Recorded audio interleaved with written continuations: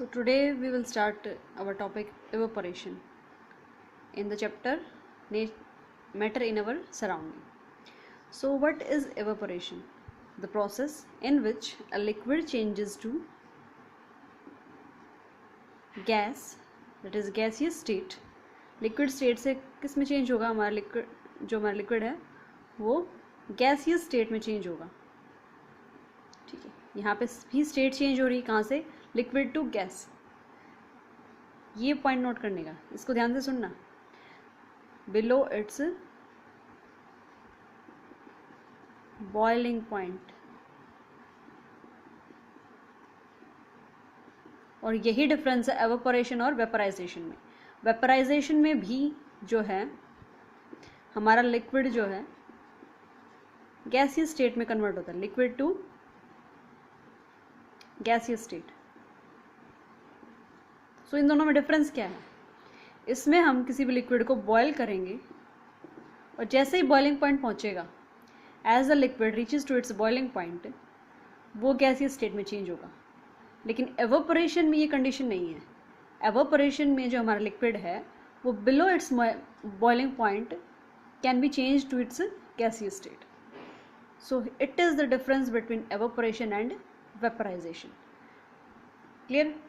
उसके बाद है जो फैक्टर्स एवापोरेशन को एनहेंस करते हैं या फिर डिमोट करते हैं, या फिर हम कह सकते हैं फैक्टर्स अफेक्टिंग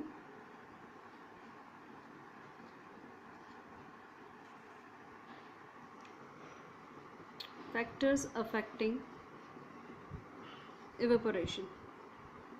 evaporation को कौन कौन से फैक्टर हैं जो इफेक्ट करते हैं? तो सबसे पहले है हमारा टेम्परेचर, उसके बाद सरफेस एरिया,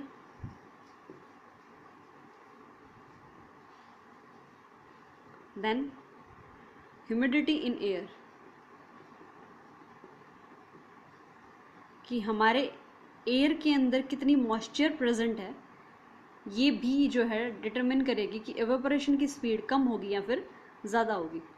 उसके बाद है हमारा विंड की स्पीड, कि हमारी जो हवा है वो कितनी स्पीड के साथ बह रही है. ठीक है, सबसे पहले देखते हैं temperature. How do the temperature effect the evaporation? जितना ज़्यादा टेम्परेचर होगा, जितनी ज़्यादा गर्मी होगी, उतना जल्दी पानी सूख जाता है फ्लोर से. ठीक है, तो इससे हम क्या कंक्लूजन निकाल सकते हैं कि जितना ज़्यादा टेम्परेचर होगा, एटमॉस्फेरिक टेम्परेचर, उतनी ही स्पीड से जो है एवापोरेशन होगा हमारा. उतना ही एवापोरेशन क्या होगा? फास्ट होगा. ठीक है, जैसे कि हम गर्मियों में देखते हैं फर्श जल्दी सूख जाता है, लेकिन सर्दियों में फर्श जो है लेट सूखता है. किस वजह से? या फिर कपड़े हैं वो गर्मियों में जल्दी सूखते हैं एज़ कंपेयर टू सर्दियों के. ठीक है, so as the temperature is high, evaporation speed is also high and its rate is also fast. So evaporation का रेट उतना ही ज़्यादा होगा जितना ज़्यादा टेम्परेचर होगा. उसके बाद बात करते हैं सरफेस एरिया. सरफेस एरिया जो है वो एवापोरेशन को कैसे करता है? जैसे भी हम किसी कप में चाय लेते हैं, कप में चाय है, वो जल्दी ठंडी होगी, या फिर हम किसी कटोरी के अंदर चाय को डाल लें, हम इसको ट्रांसफ़र करते हैं कटोरी के अंदर, किस में ज़्यादा जल्दी ठंडी होती है? इसमें. क्यों?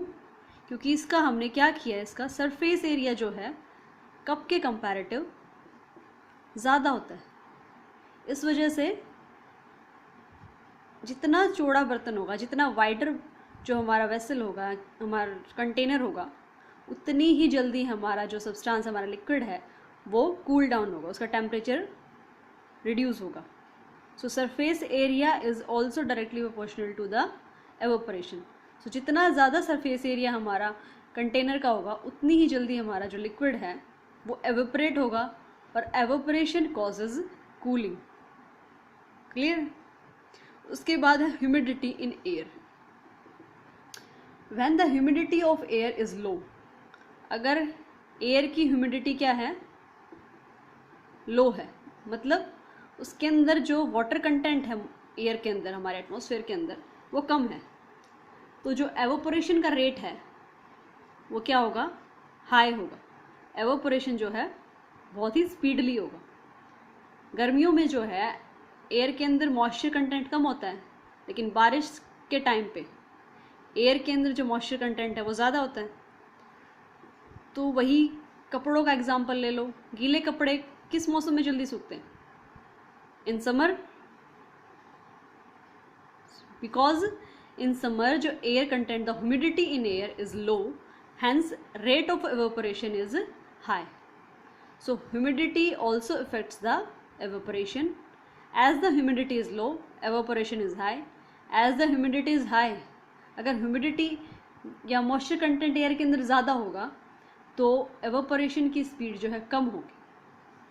अब बात करते हैं विंड या फिर एयर की स्पीड, कि हमारी जो विंड है, हवा है, वो किस स्पीड से चल रही है।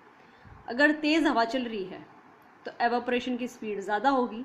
The rate of evaporation of liquid increases with rate of evaporation increases with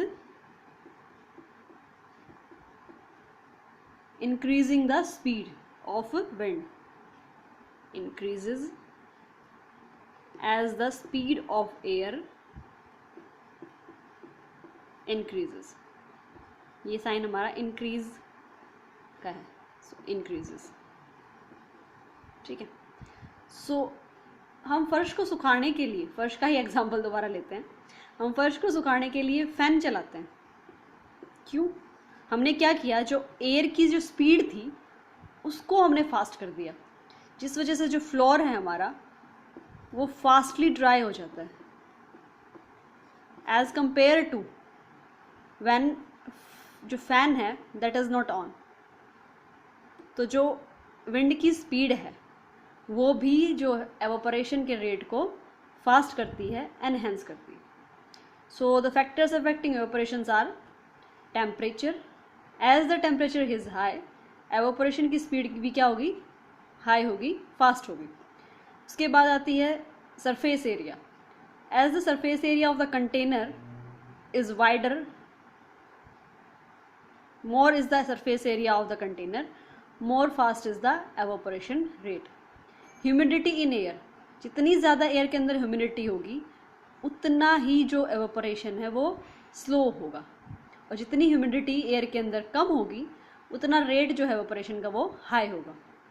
उसके बाद है विंड या फिर एयर की स्पीड, जितनी ज़्यादा तेज़ हवा चलेगी, जितनी फास्ट एयर की स्पीड होगी उतना ही एवोपरेशन का रेट जो है वो फास्ट होगा। क्लियर है? उसके बाद now cooling is caused by evaporation, evaporation से कूलिंग होती है। जिस भी सरफेस एरिया पे, जिस भी सरफेस पे एवोपरेशन होगा that will be cool down, that temperature will be reduced. कैसे? The cooling caused by the evaporation is based on the fact that when a liquid evaporates, जैसे ही कोई liquid evaporate होता है, ठीक है, उसको एनर्जी तो चाहिएगी भाई, हीट एनर्जी उसको चाहिएगी ज़रूर। वो below it's point, boiling point के नीचे वो एवोपरेट हो जाता है, गैसीय स्टेट में कन्वर्ट हो जाता है, लेकिन कुछ ना कुछ हीट एनर्जी उसको चाहिएगी। और वो हीट एनर्जी कहाँ से लेगा? मान लिया तुम्हारा ये सरफेस है कोई भी, ठीक है, इस सरफेस पे हमारा क्या है, लिक्विड है कोई भी, that is water, we can consider it, ठीक है। तो क्या है, जो हीट इसको चाहिए टू इंक्रीज इट्स एनर्जी, ठीक है, इसकी एनर्जी जो है, इसकी हीट अगर इंक्रीज होगी तभी तो ये गैसीय स्टेट में कन्वर्ट होगा। कुछ ना कुछ इसको एनर्जी चाहिए, कोई भी काम होगा दैट रिक्वायर्स, कोई भी काम हम करते हैं, we require energy to do that work, we eat food, right. In the sense अगर हम कोई भी कार या कोई व्हीकल, कोई इंजन चला रहे हैं तो उसको भी हम फ्यूल डालते हैं तभी वो काम करता है। सो कोई भी फंक्शनिंग, कोई भी एक्टिविटी, कोई भी चेंज अगर आ रहा है that definitely needs energy, that is heat की फॉर्म में या फिर किसी और फॉर्म में वो चाहिए ही चाहिए उसे। तो अब लिक्विड जो है गैसियस स्टेट में चेंज हो रहा है, ठीक है, तो कुछ ना कुछ एनर्जी इसको चाहिएगी। अब ये एनर्जी ये कहाँ से लेगा? जिस सरफेस के ऊपर ये है वहाँ से जो हीट ये अपने अंदर एब्जॉर्ब करेगा और ये लिक्विड से किस स्टेट में कन्वर्ट हो जाएगा? गैसियस स्टेट के अंदर कन्वर्ट हो जाएगा, ठीक है। और इस हीट को हम क्या बोलते हैं? लेटेंट हीट, जो सिर्फ किसी भी मैटर की सिर्फ स्टेट को चेंज करने में यूज़ होती है, ना कि टेम्परेचर। उसको हम बोलते हैं लेटेंट हीट। तो यहाँ पे जो ये हीट एब्जॉर्ब करेगा, कहाँ से करेगा? जिस सरफेस से ये जो हमारा लिक्विड है वो एवेपोरेट हो रहा है। अब यहाँ से हीट एब्जॉर्ब हुई इस सरफेस से, तो इस सरफेस का टेम्परेचर क्या हो जाएगा? रिड्यूस हो जाएगा, ठीक है। रिड्यूस होने का मतलब ये जो है कूल हो जाएगा, ठंडा हो जाएगा। सो इसीलिए हम कह सकते हैं evaporation causes cooling, because during evaporation our liquid absorb latent heat from the surface from which it is evaporating. Hence the temperature of the surface is reduced and cooling is caused. So some of the application of evaporation, example अगर दें pot water का,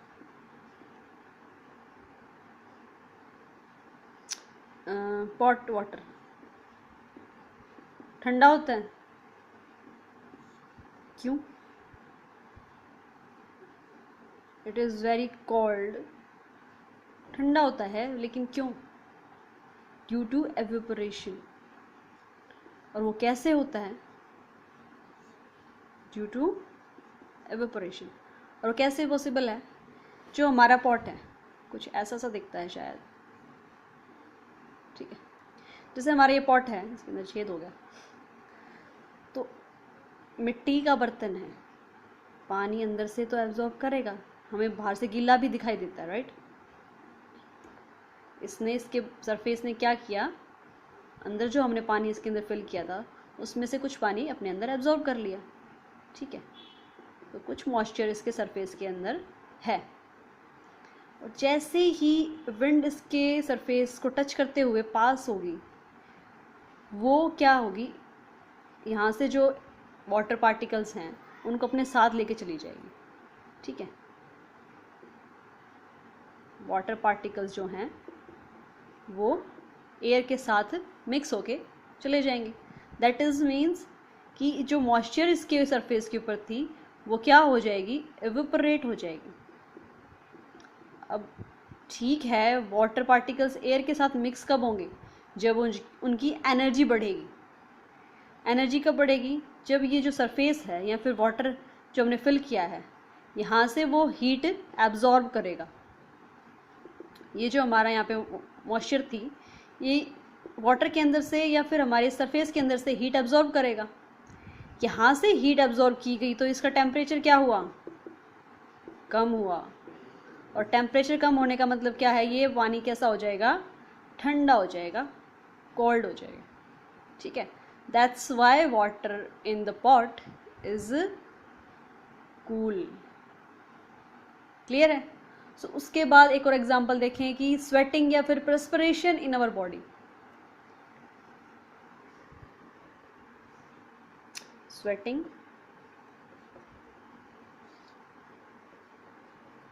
या फिर perspiration एक ही बात, थोड़ा high language इसने use कर दी।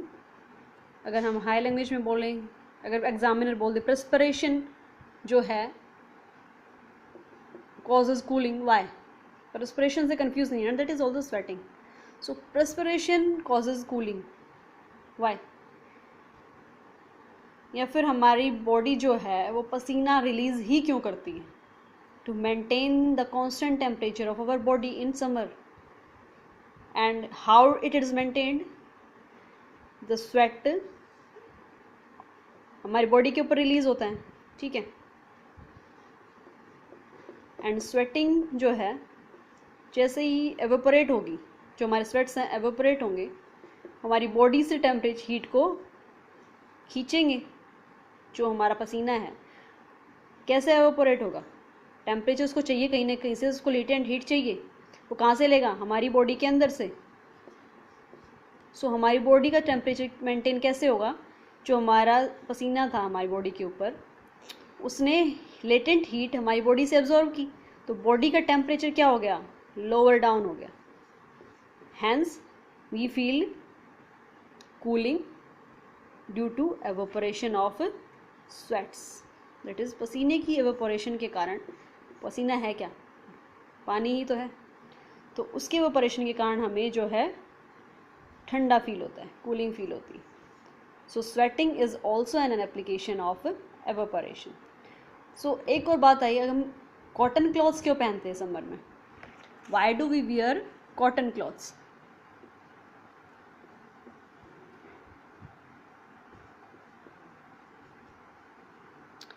कॉटन क्लॉथ्स हम क्यों पहनते हैं समर में? दिस इज ऑल्सो बिकॉज जो कॉटन के कपड़े होते हैं they are good absorber of moisture, ठीक है, और ईजीली रिलीज कर देंगे वो एटमॉस्फेयर में जो मॉइस्चर जो हमारी बॉडी से उसने एब्जॉर्ब की, दैट इज स्वेट इटसेल्फ, उसको वो ईजीली एब्जॉर्ब कर सकते हैं। एब्जॉर्बिंग पावर उनकी कॉटन क्लॉथ्स की डेफिनेटली ज़्यादा होती है as compare to other fabrics, and उन्हें ईजीली रिलीज़ भी कर सकते हैं। जैसे हमने देखा हो जो कॉटन के कपड़े हैं वो जल्दी सूखते हैं एज़ कम्पेयर टू वुलन और other fabrics, because they have the capability to release the moisture easily और fastly as compare to other fabrics, ठीक है। सो एवोपरेशन की स्पीड भी इसी वजह से क्या होगी, ज़्यादा होगी। Evaporation speed is also fast in cotton clothes, hence we wear cotton clothes in summer. Clear है? So these are the application of evaporation in our daily life. जैसे हमने सॉलिड, लिक्विड और गैसियस स्टेट को बहुत ही widely पढ़ा है, solid state, liquid and gaseous state, इनको बहुत ही वाइडली, बहुत ही ब्रॉडली हमने पढ़ा है, इनकी एप्लीकेशंस वगैरह, इनके changes. Plasma state and Bose Einstein state, इनको क्यों नहीं पढ़ा? क्योंकि ये हमारे जो डेली लाइफ में है वो पॉसिबल नहीं है। जैसे प्लाज्मा स्टेट है, पहले ये है क्या देखते हैं। प्लाज्मा स्टेट क्या है? Mixture, it is the mixture of free electrons, it is the mixture of free electrons, free electron और जो चार्ज पार्टिकल्स हैं ना उनका मिक्सचर होते हैं, चार्ज पार्टिकल्स या फिर चार्ज आयन बोल दो, ठीक है। सो उनका मिक्सचर है। अब फ्री इलेक्ट्रॉन और चार्ज आयंस का एग्जांपल अगर तुम्हें बहुत ही मोस्ट कॉमन अगर बताऊं तो वो है सन। जो सन है हमारा, उसके अंदर जो free electrons and charge particle mixture is available and continuously reactions are goes on, इसी वजह से वो शाइन करता है, ठीक है। सो जो प्लाज्मा स्टेट है is found in sun. Basically हमारे जो गैलेक्सी में है, स्पेस में ये प्लाज्मा स्टेट अवेलेबल होती है। अर्थ पे, अर्थ के सरफेस पे जो है plasma state is not present. Sun है and other stars glow because of the presence of the plasma in them. जो सन है या फिर हमारे स्टार्स हैं वो ग्लो किस वजह से करते हैं? Because of the plasma state of matter is present in them. उसके बाद है बोस आइंस्टाइन कंडेंसेट। हाँ, प्लाज्मा स्टेट को हम अर्थ पे भी बना सकते हैं। कैसे? जैसे कि हमारे डिस्चार्ज ट्यूब पढ़ेंगे अगर हम बाद में, तो एक डिस्चार्ज ट्यूब होती है, कम्प्लीटली सील्ड होती है, उसमें इलेक्ट्रॉन्स अगर इलेक्ट्रोड होते हैं दो, ठीक है, मतलब इसको हम electric high voltage, that is about 10,000 volts, ठीक है, इतनी हाई वोल्टेज से हम इसको कनेक्ट करते हैं और इसके अंदर कोई भी गैस फिल कर देते हैं। जैसे मान लिया हमने हीलियम या फिर नियॉन गैस है, उसको हमने फिल कर दिया, ठीक है। फिर जैसे ही हम इसको ऑन करेंगे, स्विच ऑन करेंगे जैसे कि, तो इलेक्ट्रिसिटी पास होगी, और जो इलेक्ट्रिसिटी पास होगी उसके कारण जो इसके अंदर गैस फिल्ड है ना, वो उस आयनाइज हो जाएगी और फ्री इलेक्ट्रॉन्स और आयनिक फॉर्म जो है इस गैस की, उसका मिक्सचर इस डिस्चार्ज ट्यूब के अंदर मिलेगा.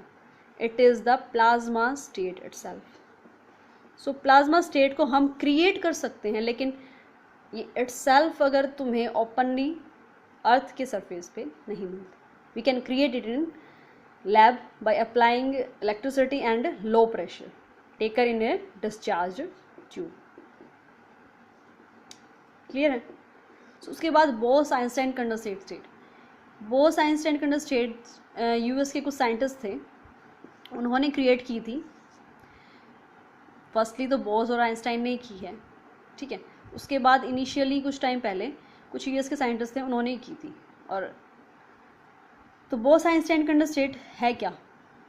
It is the state in which a gas is liquefied या फिर कंडेंसेट स्टेट या फिर सॉलिडिफाइड. इसको गैस को हम क्या करते हैं? कंडेंसेट करते हैं, कंडेंस करते हैं at very high temperature, sorry high pressure and low temperature. मतलब उस गैस को बहुत ही लो टेम्परेचर क्या करेंगे? ठंडा करेंगे. कोई भी चीज़ फ्रीज कब होती है? उसका टेम्परेचर लो करें.